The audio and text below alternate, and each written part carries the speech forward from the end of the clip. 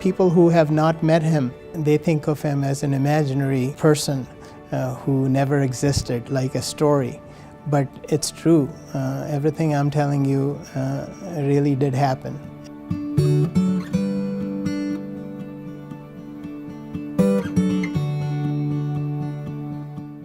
He's a very genuine person. He was a masterful synthesizer.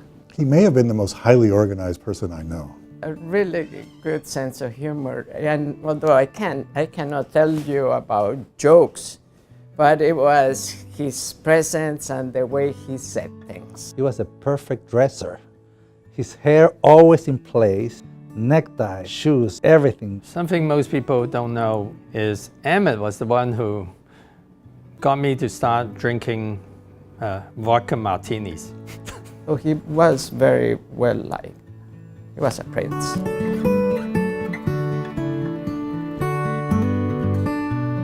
Maybe a little bit before the mid-90s, when Stanford was really trying to develop a liver transplant program. And my piece was to reel in Emmet, and that's how I got to know him. When we came here to Stanford, he was my roomie. I had a lot of interaction with him because his wife managed my life. He was very thoughtful, devoted. He knew so much about the patients. He was interested in the whole patient as well as the family. And these were very remarkable traits that we seek in the very best of us. He was involved in a variety of national committees, organizations, and was key in developing research protocols. An incredible example of how you could be heavily interested in the practice of medicine, the expert and data-based practice at medicine, and still be a heavyweight scholar. Many of our trainees saw in Emmet a model of what they would like to be. He's probably one of the best mentors I've ever seen.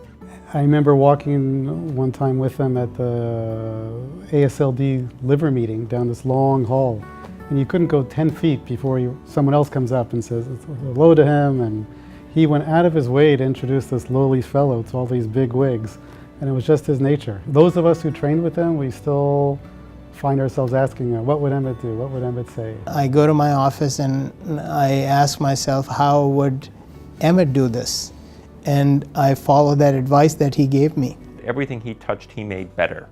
And not only did he make it better, but he also left everybody feeling much better about themselves. You never want to do this when you're walking in for your interview, to tell someone that you're 3 months pregnant and that you're going to be 9 months pregnant by the time they want you to start the job. In normal Emmet fashion, he was like, Tammy, congratulations.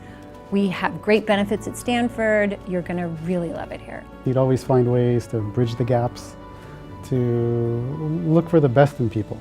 He just didn't have sharp elbows. You always could see on him that this was real. It was not a show.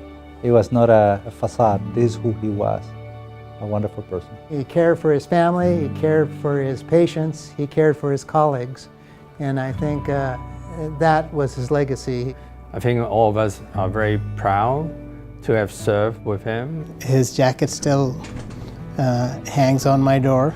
Nothing has changed. It was always the same way. It was Gabe and Emmet and me and Alan, because there's 4 workspaces there, and those workspaces are still there. And I still see patients that, love Emmet. When he was the head of the AGA, he was away a lot, and I saw some of his patients, and it was quite clear how they felt about him. There's patients that, call now and, they still miss him dearly.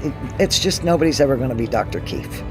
Nobody's going to be Dr. Keeffe. Just an amazing, gentle person and a great listener, and he was the whole package that you'd want in a doctor.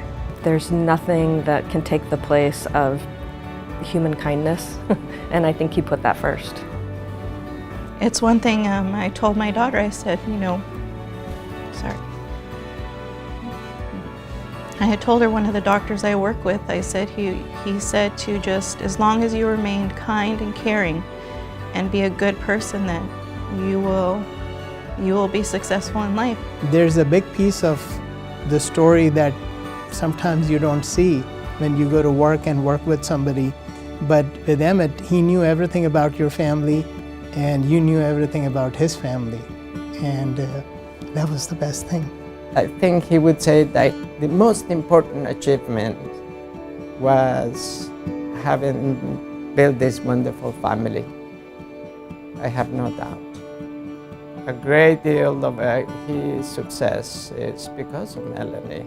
He wasn't just a brain, he was a wonderful human being, and I think that's why people miss him so much, right? Because he was smart and he was a leader and he was kind.